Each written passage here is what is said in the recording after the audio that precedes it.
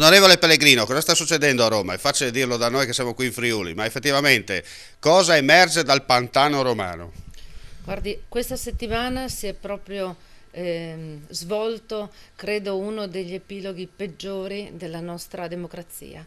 E anche alla Camera, oltre che al Senato, è stata chiesta la fiducia in prima lettura, senza neanche andare dai parlamentari in aula a chiedere fare una domanda riguardo gli emendamenti presentati. Questo io credo che sia veramente una svolta grandissima, autoritaria da parte dell'esecutivo nei confronti del legislativo. Le Camere non hanno più diritto di parola. Senta, non per essere cattivi, ma sai, i giornalisti sono particolari per quello.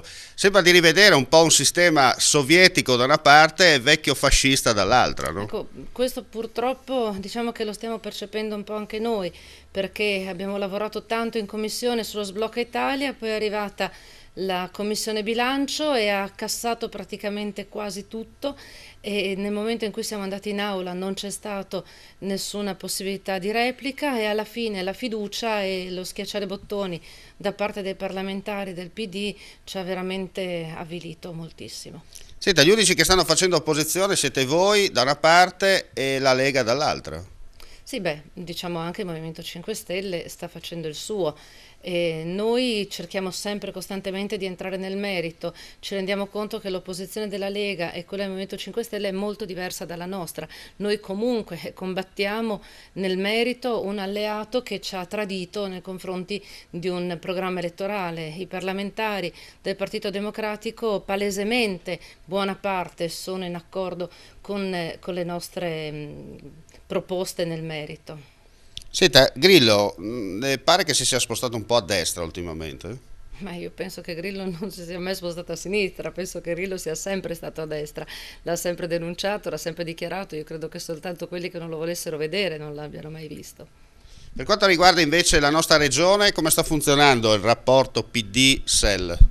Noi siamo comunque degli alleati, direi, più che fedeli a questo governo, e credo anche che l'abbiamo dimostrato in molte circostanze. Sta di fatto che comunque l'alleanza va avanti e non ci sono scricchioli pericolosi. Al momento no, anche se ci sono alcune cose su cui noi ovviamente non siamo concordi, soprattutto perché sono venute a mancare alcune premesse che erano state date invece in campagna elettorale. Senta, per concludere, ci sono grandi manovre un po' dappertutto in Friuli, no? Non solo politiche ma anche a livello economico. Come le vede lei, stando da Roma, queste ultime iniziative? Guardi, da Roma è sempre tutto molto più complesso vedere le vicende, diciamo, territoriali nello specifico, in piccola scala. Noi cerchiamo in qualche modo comunque sempre di dare un punto di vista così a volo d'uccello, perché comunque poi la ricaduta sui cittadini è sostanziale.